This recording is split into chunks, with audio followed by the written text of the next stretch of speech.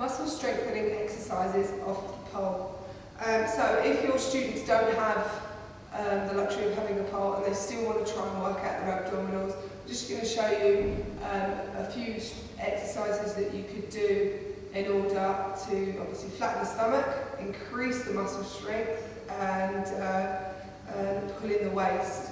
But you have to remember that it's not just general sit-ups that you have to do. You have to do the lower abs, the upper abs, and also along the obliques, which is along the side. So they all need to be incorporated, as well as making sure that you've got a strong back. Because if you've got very strong abdominals, it's going to make your back weak. So you need to make sure that if you've got strong abs, you've got a strong back. Okay, so just a simple set of ab exercises.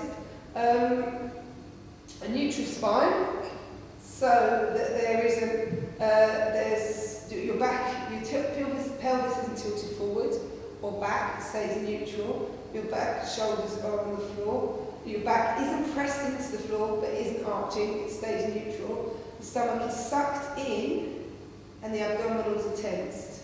So there are different ways and different levels of performing exercises. We want to look at just lifting up our legs up to a 90-degree angle, and we can lift one foot down and another foot down. We can then lengthen the legs out, one foot down, another foot down. Or if we really want to push it, making sure that that back isn't arching, the abdominals are sucked in, the belly button is sucked into the spine, hands are out to the side to level us, make sure the palms are facing up, not down, and we can just lower the back, legs down. Yeah? The slower you do it, the more controlled it is, the better effect that it's going to have on your abdomen. So take a count of 4 down, and a count of 4 up again. Yeah, so that's really, really good. Anything with your legs in the air is going to be working your lower abdominals. Also, a good thing to do is if you have any weights at home, especially dumbbells, obviously make sure they're not too heavy. You can place the dumbbell between your feet, obviously with the bell bit and the stem here, and then you can do reverse curls, which is really good for the lower abdominals, which is what we need for lifting our legs doing deadlifting. So again, the arms out to the side, we can lift off the bottom, squeezing the tummy. Make sure that every time you lift, you're sucking that tummy in. Don't let the tummy dome, because what will happen then is you'll get a really strong stomach, but it will, because you've let it dome, it will be a pot belly. So suck it in, lift it up. You can do it slowly, and the longer your legs, straighten your leg, the harder it is. Just think about flexing your feet and pushing your heels to the ceiling. It's harder. Make it slightly easier, bend your knees. To incorporate the upper abdominals with this, you can then come up. Make sure the arms are in different places with your arms, either out to the here, across the chest, which is easier, or above the head, which is harder. Yeah? So just bringing up. Again, the slower you do something, the harder it is on your abdominals. We want to look at doing the obliques.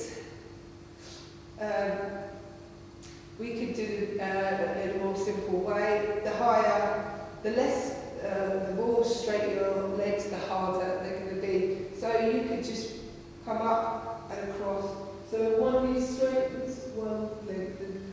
Make it slightly easier. You can leave the legs up high, leaning over, making sure you get right over, or make it harder, get the legs lower. Make sure that you're not rocking around. Make sure that you suck the tummy in, and make sure that the back isn't arching off the floor. Yeah? Simple way of doing that as well is we can have some weights in the hand, and we can do alternate legs with alternate arms. Yeah?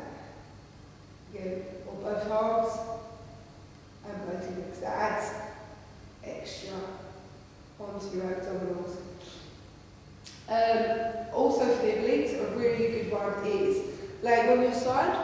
with your hips stacked on top of each other, your knees stacked on top of each other, your legs bent, your arm out, with your arm out shoulder height, with your palm facing up towards the sky, ceiling. Your hand can either be here, or at the side of your temple, or down on the side of your bottom. Simple first level is you can just come up, lift it up. Make sure that that shoulder is coming off the floor and that you're squeezing hard into that oblique. Option 2, lift that top leg so you're now crunching into that oblique, making sure you lift that shoulder off. Level 3 is lifting both legs off the floor. Absolutely brilliant for you. Make sure you're doing 20 on each side, 20 of all of these exercises, changing every 20, and repeat that twice. So obviously you're going to do the same on the opposite side. I don't need to show you that. As well as doing side plank. Side plank, beginner level. Make sure you've got good padding underneath you. Make sure that your knees are following a straight line with your legs, so that you're going in a straight line, so you shouldn't be able to see your knees. Push up, lifting your hips away from the floor. Push this hip right up to the ceiling, don't let them sag down. Option 2 would be to lift the leg out. Option 3 is both legs out. Option 4, arm out. And you can take a weight and go down like so. That side plank, you'd obviously do that on the other side. Make sure you're sucking that tummy in, pushing that hip to the ceiling.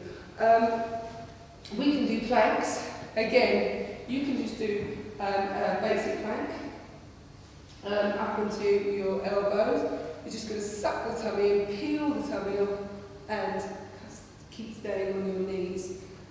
Next option, tuck your toes. Make sure your back doesn't sag. Make sure your bum isn't in the air. Keep a nice straight back. Option 3, up onto your arms, keeping that straight position. You can rock backwards and forwards, side to side when working the obliques, dropping knees down, lifting one leg up, and then the other leg up, and so on and so forth. Again, remember, if you've got bad back, be very careful with these. Suck the abdominals in, and make sure that the back doesn't sag and arch too much. Try and think of anything else. I'll probably think of 5 other things in a minute. Well, I think that is it really. So there's some really helpful exercises to do if you don't have your own pole.